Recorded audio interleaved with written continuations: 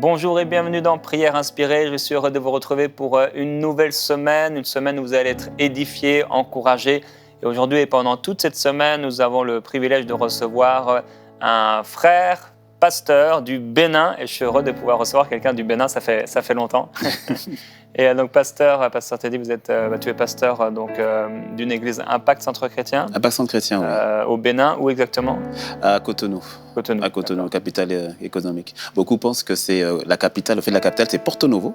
D'accord. Okay. Mais la capitale économique, c'est Cotonou. D'accord, ok. Peut-être pour ceux qui ne te connaissent pas, peut-être tu pourrais te présenter en quelques mots. Oui, donc je suis depuis, on va dire, 7 ans. Je suis toujours à Impact Centre Chrétien.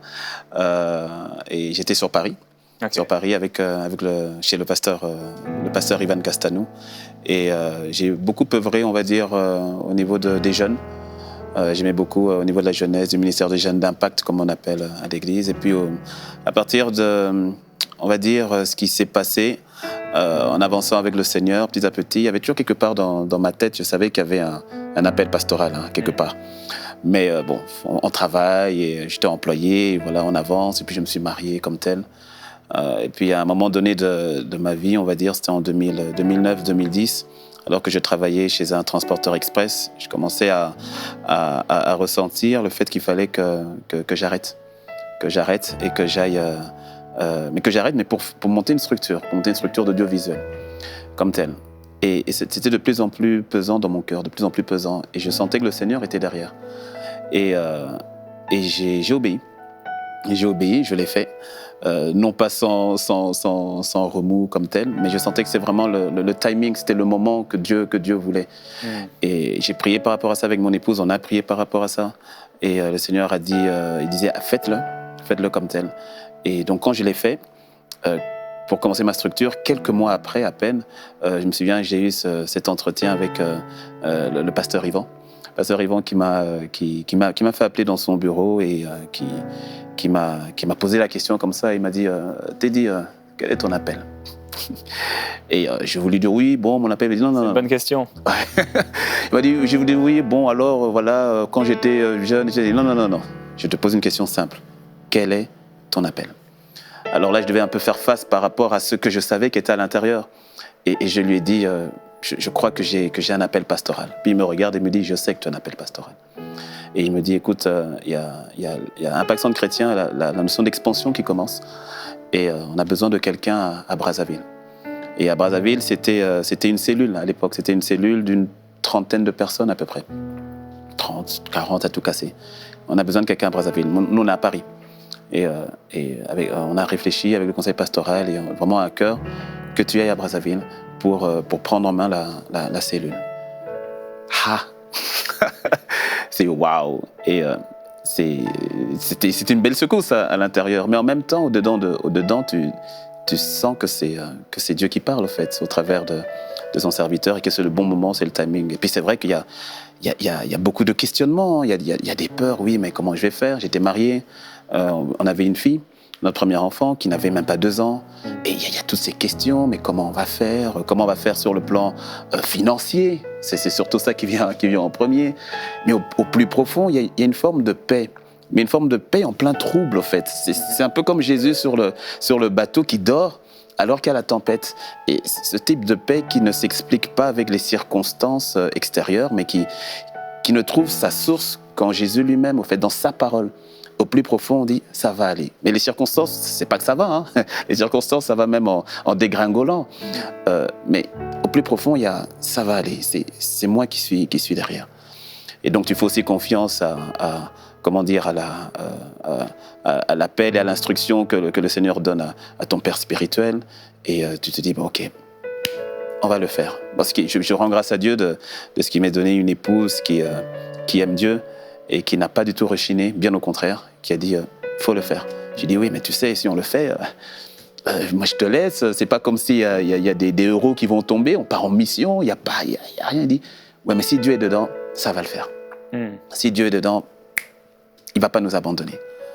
Et donc on a obéi. Je suis parti à Brazzaville, j'ai laissé mon épouse avec ma fille, et Et on est parti. Enfin, je suis parti sur Brazzaville et le Seigneur a commencé à prendre la cellule et à la stabiliser et puis voilà, faire en sorte que les personnes qui sont sur place connaissent plus le Seigneur et avancent et autres. Et ce qui est intéressant, Pasteur Jérémy, c'est que tu peux t'attendre à ce moment-là que oui, quand on va y aller, boum, il y aura une explosion, l'église va passer à 500 personnes, à 1000 personnes.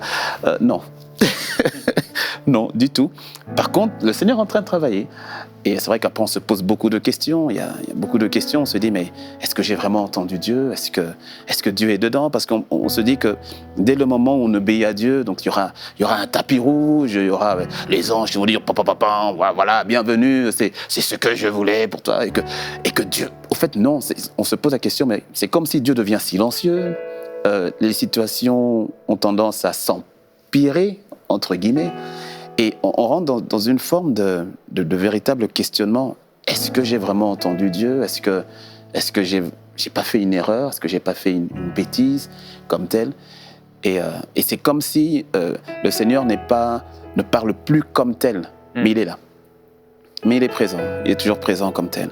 Et c'est là, ça a été pour moi un tournant, mais décisif de ma vie, d'obéir de cette manière-là. Je n'aurais pas obéi, je n'aurais pas la grâce d'être là aujourd'hui à côté de toi, comme tel, d'être sur cette magnifique chaîne de télé. Et c'était pas évident, mais il y a eu un avant et il y a eu un après. Et je crois que nous avons tous ce type de rendez-vous dans notre marche avec Dieu. On a tous ce moment de « Est-ce que tu me fais confiance ?» C'est comme on dit en anglais « Do you trust me ?» Est-ce que tu es prêt à faire ce pas-là avec moi ? Est-ce que tu es prêt à rentrer dans ton couloir ? C'est-à-dire le couloir qui te concerne toi, pas ta femme, pas ton mari, pas ton père, pas ta mère, pas ton pasteur, mais ton couloir à toi. Est-ce que tu es prêt à prendre ta croix à toi et à prendre ce chemin-là ? Et est-ce que tu es prêt à avancer là où il n'y a pas de signaux comme tel, si ce n'est le son de ma voix ? Et cette confiance avec moi qui te dit, moi je suis avec toi. Et parce que je suis avec toi, je te connaissais avant que tu ne sois. Jérémie 1, verset 5, avant même que tu ne sois dans le ventre de ta mère, je te connaissais. Et est-ce que tu es prêt à faire ce pas de confiance et de foi avec moi et d'y aller ? Il y a beaucoup de larmes qui coulent à ce moment-là quand même. Il y a beaucoup de questionnements, comme je l'ai dit tout à l'heure. Mais on y va quand même. Mais vraiment par sa grâce et par l'assistance du Saint-Esprit, on y va et il commence à écrire son histoire pour nous, qui devient en fait notre histoire que nous acceptons. Et voilà, ça a été un moment crucial, je pense, par rapport à ma vie. Et aujourd'hui, je suis content. Je suis content d'avoir obéi, même si ce n'était pas facile à l'époque, mais je suis content. Et je crois que c'est un rendez-vous que nous avons tous avec le Seigneur. Gloire à Dieu. Gloire à Dieu, et je vais en profiter pour saluer tous nos frères et sœurs du Bénin. Amen. On vous bénit vraiment au nom de Jésus-Christ. Je sais que beaucoup nous regardent sur, entre autres, Canal+, et on veut vraiment déclarer la présence de Dieu sur ce pays. Amen. Là où vous vous trouvez, sur les villes, sur les villages, sur les maisons. Nous déclarons la gloire du Seigneur sur vous. Soyez fortifiés, soyez édifiés là où vous vous trouvez dans ce pays. Amen. Il est béni ce Amen. pays. Et nous croyons que le Seigneur a un plan pour ce pays, a un plan pour cette nation, a un plan pour votre vie personnelle. Amen. Nous encourageons à ne pas suivre la voie d'un étranger, mais à suivre la voie du bon berger. Amen. Suivez la voie du Seigneur et non pas la voie d'un inconnu. Continuez de marcher avec le témoignage intérieur. C'est ce que Dieu a placé dans votre esprit, là. Le fait de pouvoir être dirigé par son esprit et le témoignage intérieur, c'est une force que Dieu vous a donnée, une grâce de pouvoir être dirigé par lui. Alors continuez à suivre la voie du bon berger, c'est vraiment mon encouragement pour vous. Et pendant cette semaine, nous allons vous encourager à faire parfois un stop avec Dieu ou devant Dieu. Et j'ai eu le privilège de recevoir ton livre, puisque tu es l'auteur de ce livre. Un premier livre ? Premier livre. Donc, Stop, ma vie doit compter, ce que vous devriez savoir avant d'aller plus loin. Et donc, ce livre est disponible sur la boutique de MCI. Et donc, j'ai commencé un peu à le lire. Il y a un chapitre que j'ai beaucoup apprécié particulièrement, sur qu'est-ce qui vous fait pleurer. Bon, peut-être on n'aura pas l'occasion d'en parler cette semaine, mais quand même, aujourd'hui, on veut se poser cette question, voilà, est-ce que ma vie compte pour Dieu? Ouais. Il est important que ma vie puisse compter pour le Seigneur. Et en fait, pendant cette semaine, on va avoir le privilège d'entendre plusieurs des choses que tu as partagées dans ce livre. Donc, premièrement, j'ai vu en introduction du livre, tu racontes une expérience, une anecdote qui t'est arrivée par rapport à ce stop qu'on peut voir. Je vois aussi que tu as à l'intérieur, je crois, c'est un petit marque-page qui nous rappelle bien sûr le panneau de signalisation. Alors, pourquoi il y a ça sur ce livre? Au fait, le témoignage que j'ai donné tout à l'heure, je pense que c'est ce qui a provoqué l'écriture de ce livre, qui a été une gestation de plusieurs années. Et dedans, je le dis, hein, que si il y avait un seul message que je voudrais peut-être apporter à ma génération, ce serait celui-là. Le fait que notre vie compte véritablement, mais qu'elle compte pour le Seigneur. Ce qui s'est passé, la petite anecdote, effectivement, j'ai brûlé j'étais perdu quelque part et j'ai brûlé un panneau stop. Alors c'est bien parce qu'ici, là où nous sommes ici au Canada, il y a beaucoup de panneaux stop, il y a beaucoup de panneaux arrêt comme tel. Et j'en ai brûlé un alors que je cherchais mon chemin. Il y a la police qui arrive et c'était à Paris, c'était en région parisienne. La police qui arrive et qui m'arrête et qui me donne une contravention. Ça m'avait fait très mal au fait cette contravention parce que j'étais étudiant, c'était quand même 90 € et puis on m'enlève des points sur mon permis de conduire. Bon, aujourd'hui ça va, je crois que j'ai été guéri au niveau de mon âme, mais c'était difficile sur le moment. Mais ça m'a enseigné comment est-ce que une distraction ou ne pas s'arrêter à un panneau peut avoir des conséquences, des conséquences comme telles. Et dans la vie, il est important, je pense, de pouvoir un peu s'arrêter parfois et se poser les bonnes questions. Parce que nous sommes vite embarqués dans une forme de routine, dans une forme de quotidien, de métro, auto, moto, boulot, dodo. Et sans s'en rendre compte, surtout même pour nous, surtout en tant qu'enfants de Dieu, on peut se retrouver à faire une forme de hors-piste, en fait, ou de hors-sujet, tout en avançant. C'est ce qui est terrible, c'est qu'on peut avancer avec Dieu, mais c'est pas un problème d'avancer, mais c'est de s'assurer qu'on est dans la bonne direction, qu'on est sur la bonne autoroute, qu'on est sur le bon chemin. Toute progression ou toute avance n'est pas signe de réussite selon Dieu comme tel. Tout accomplissement n'est pas forcément signe de réussite selon Dieu. Et le fait de se dire que ma vie doit compter pour Dieu est une question qui est capitale. Hébreux 9, 27 nous le dit, car il est donné à l'homme de ne mourir qu'une seule fois, après quoi vient le jugement. On n'a qu'une seule vie à vivre sur cette terre. Et nous n'avons pas le luxe de la gâcher ou encore de faire un hors-sujet de notre propre vie. Le panneau stop, en fait, la notion de faire un stop, c'est vraiment la notion de s'arrêter. Au fait, le stop, je l'avais reçu en 2012 sous forme d'acrostiche, donc S-T-O-P. Donc le premier S, au fait, c'est pour s'arrêter, faire l'état des lieux, se poser les bonnes questions par rapport à notre vie, par rapport à là où on va, par rapport à ce que je fais, ce que j'accomplis, ce que je suis en train de construire. Ensuite, le T, c'est de s'arrêter. Ensuite, le T, c'est de tendre l'oreille pour entendre Dieu.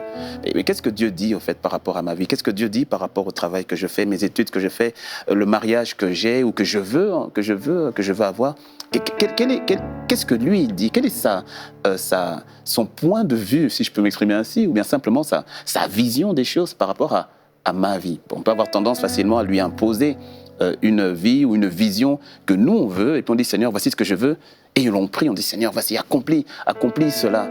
Mais qu'est-ce que lui dit au préalable? Parce que c'est lui qui nous a créés pour un but. Nous ne nous sommes pas créés nous-mêmes.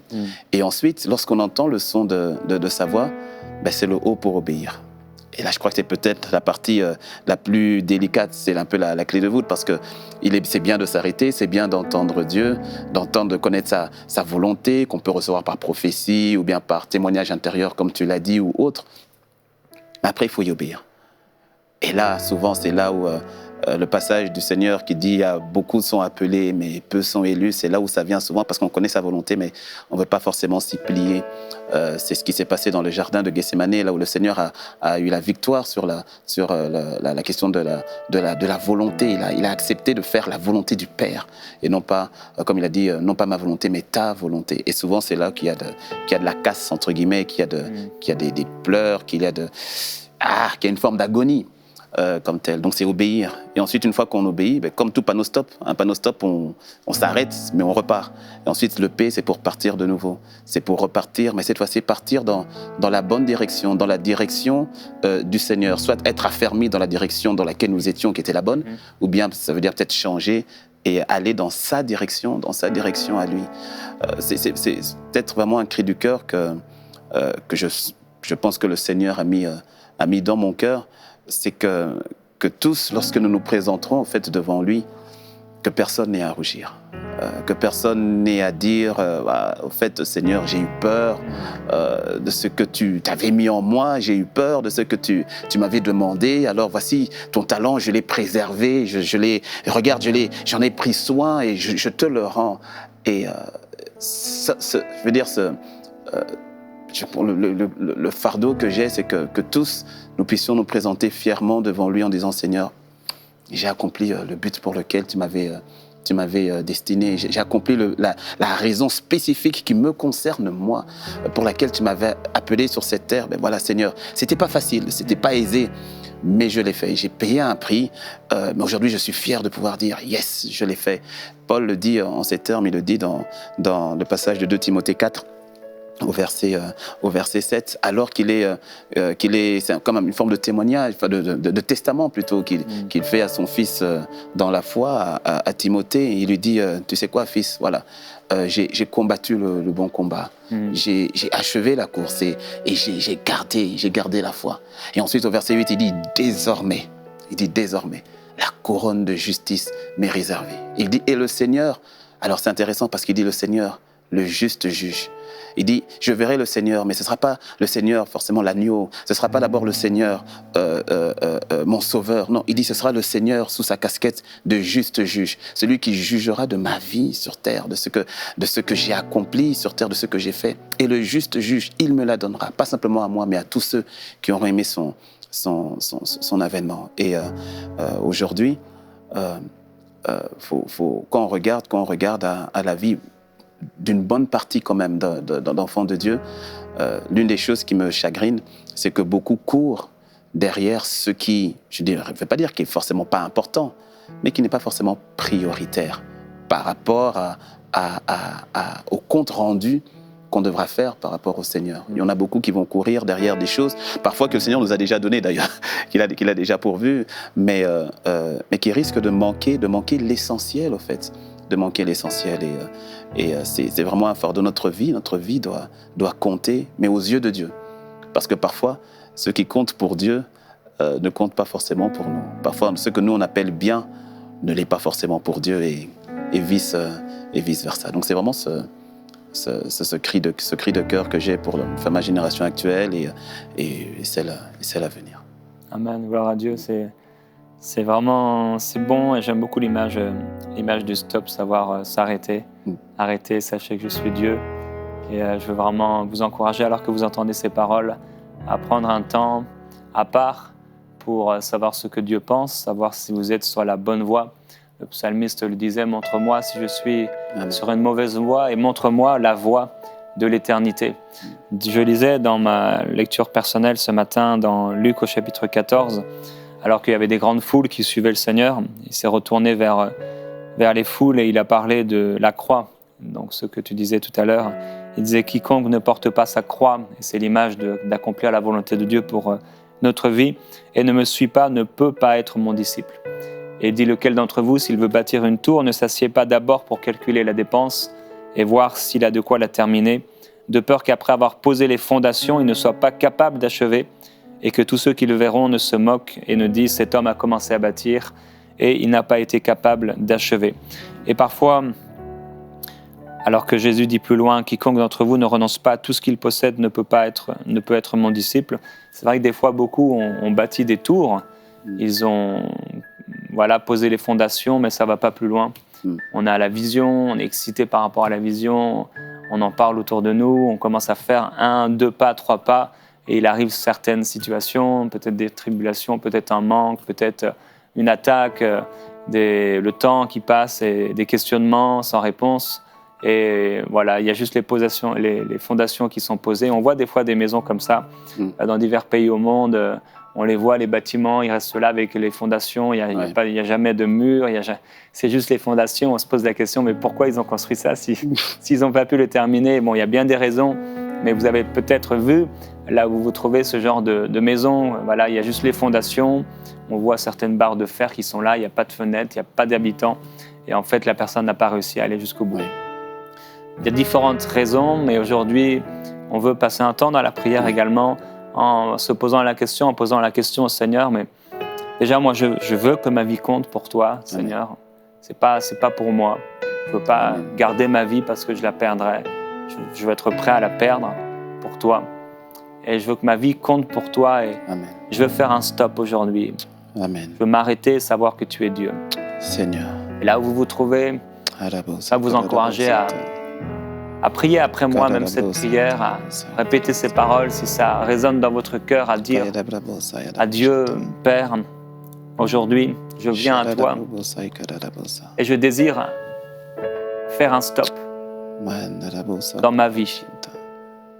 En ce moment de prière, prendre un temps, pendant cette semaine, je désire vraiment que tu me parles. Je veux faire un stop pour entendre ta voix. Alléluia. Tu dis arrêtez et sachez que je suis Dieu. Alléluia. Et Père, dans ma vie, il y a tellement de choses qui courent, de désirs qui courent, d'obligations qui courent, le temps qui court. Mais aujourd'hui, et pendant cette semaine, je veux faire un stop avec toi. Oui, Seigneur. Entendre ta voix. Écoutez la voix du bon berger. Père, je veux que ma vie compte pour toi. Je ne veux pas me tromper. Je ne veux pas m'égarer. Je ne veux pas me disperser. Non, Seigneur. Je veux être focalisé Alléluia. sur la vision, l'appel que tu m'as donné. Alléluia. Comme il a été dit au pasteur, quel est ton appel? Je veux répondre à cet appel. Ce pourquoi tu m'as créé, ce pourquoi tu m'as désiré. Oui, Seigneur. Je ne veux pas avoir à rougir Oui, Seigneur. lorsque je serai devant toi. Alléluia. C'est pourquoi parle-moi. Parle-moi. Oui, là où vous êtes, dites-lui, Seigneur, parle-moi. Viens me parler. Entendre ta voix.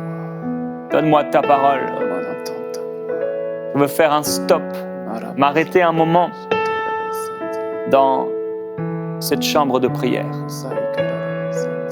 ce lieu secret. Et je crois que tu vas me parler. Glorieux Jésus-Christ. Entendre le son de ta voix. Nous avons besoin de toi. Il y a quelqu'un qui écoute, il y a quelqu'un qui regarde, quelqu'un qui se pose des questions, quelqu'un qui se dit, mais en fait, à quoi est-ce que je sers véritablement? Mais quelle magnifique grâce que de savoir que nous ne sommes pas le fruit du hasard. Alléluia. Tu nous as aimés, tu nous as suscités sur cette terre. Le simple fait que nous soyons là, le simple fait que mon frère soit là, le simple fait que ma sœur soit là, c'est parce que tu l'as voulu. C'est parce que tu as voulu qu'elle soit, tu as voulu qu'il soit sur cette terre. La vérité, c'est peu importe la manière dont vous êtes arrivés sur cette terre, peu importe le canal par lequel vous êtes arrivés, Dieu vous connaissait. Il dit dans sa parole, avant que tu ne sois dans le ventre de ta mère, moi je te connaissais. Il te connaissait, il vous connaissait, vous avez déjà établi, il sait exactement ce pourquoi vous avez été créés. Et que cette semaine, Seigneur, tu nous reconnectes à notre destinée en toi, que tu nous reconnectes, Seigneur, à ta vision, à la vision qui vient de toi. que celui qui était égaré, que celui qui se posait des questions, que celui qui était, Seigneur, totalement dans le trouble, que celui qui était dans le brouillard de la confusion, que cette confusion ne soit plus dans le nom de Christ Jésus. Que le son de ta voix se fasse entendre, que le son de ta voix se fasse entendre. Seigneur, ramène un cœur à toi, ramène une destinée à toi, ramène, Seigneur, un cœur qui s'était éloigné à toi, un cœur qui était dans la confusion à toi. Affermis un cœur qui marchait dans ta volonté, Seigneur. Affermis-le, encourage-le encore à rester sur le chemin que tu avais établi pour sa vie. Père, tu nous as suscités pour un but. Tu nous as suscités pour un but. Notre vie doit compter, non pas pour un homme, Seigneur, non pas pour une femme, non pas pour une église ou un pasteur. Non, Seigneur, notre vie doit compter pour toi, à tes yeux. Car notre vie, Seigneur, c'est toi. Tu es notre vie. Seigneur, fais-nous grâce. Fais grâce à mon frère, fais grâce à ma sœur. Fais grâce à mon frère et à ma sœur. Seigneur, nous croyons qu'en cette semaine, tu restaures une destinée. Cette semaine, même celui qui, comme l'enfant prodigue, était parti au loin. Quelqu'un, tu es là et tu entends. Tu ne sais même pas pourquoi, comment tu es arrivé devant la chaîne, comment tu es arrivé devant cette émission, que ce soit à la télé ou que ce soit sur Internet. Mais le Seigneur te connaissait et ce temps était préparé pour toi. Ne ferme point tes oreilles spirituelles et laisse l'Esprit du Seigneur te ramener. Laisse l'Esprit du Seigneur te parler. Laisse l'Esprit du Seigneur te montrer qu'il n'a pas abandonné avec toi. Il n'a pas lâché prise avec toi. Peu importe là où tu étais, peu importe ce que tu as fait, le simple fait que tu entendes cette émission maintenant, c'est un signe pour toi que le Seigneur te ramène sur le chemin pour lequel il t'avait appelé. Seigneur, nous te bénissons et nous te rendons grâce. Fais-nous grâce, Père, que notre vie compte pour toi et qu'en ce jour-là, nous n'ayons point à rougir et que tu puisses donner ce verdict de bon et fidèle serviteur, ce verdict de bonne et fidèle servante. Seigneur, que ce verdict soit notre partage. Alléluia. Dans de prière, plusieurs personnes. Tu es là et ton cœur est comme en turbulence intérieure. Tu as même du mal à prier parce que tu es attaqué, tu es oppressé par rapport à ta destinée, par rapport aux études, au travail, à la famille. Et il y a ces temps où on est comme oppressé. C'est le temps de faire cette prière de la foi. Alléluia. La prière d'abandon et de confiance en Dieu. On lui dit dans cette barque, même si il y a la tempête, même s'il y a les vagues qui veulent me noyer, même si c'est difficile, il y a une prière qui doit sortir de ton cœur et je vais t'encourager à la faire alors que l'émission va se terminer, à la faire seule avec Dieu, à crier de tout ton cœur à Dieu. Seigneur, je te fais confiance. Même s'il n'y a pas d'argent, même si je ne sais pas quelle étude faire l'année prochaine, même si mon travail, ça ne va pas, même si je n'ai pas de travail ou même s'il n'y a pas d'enfant, même s'il y a ceci, cela, Seigneur, je vais te dire que je t'aime plus que le manque, je t'aime plus que ma vie. Je t'aime plus que mes circonstances, je t'aime plus que tout. Et je veux vous encourager, mon frère, ma sœur, je veux t'encourager à prier de tout ton cœur, à faire cette prière de la foi. Ou quand tu as prié cette prière, après tu te sens bien. Dans ton cœur, tout va bien. Tu sais que ton Père va prendre soin de toi. Oui, Jésus dit, n'aie pas peur, ne crains pas. Fais-moi confiance. Gloire à Jésus-Christ. Nous vous bénissons, frères et sœurs. Demain, on passera encore plus de temps à prier. On vous dit donc demain, dans Prière inspirée, on va continuer à parler de ce thème « Stop, ma vie doit compter pour le Seigneur ». À demain dans Prière inspirée. Il n'est plus à prouver que MCI TV est une œuvre divine. Vous savez, au ciel, nous n'aurons plus l'occasion de soutenir de telles œuvres et c'est pourquoi je veux vous encourager à faire partie des 8000 partenaires qui vont amener EMCI dans une nouvelle dimension. Dès maintenant, donnons pour faire entrer EMCI dans une nouvelle saison.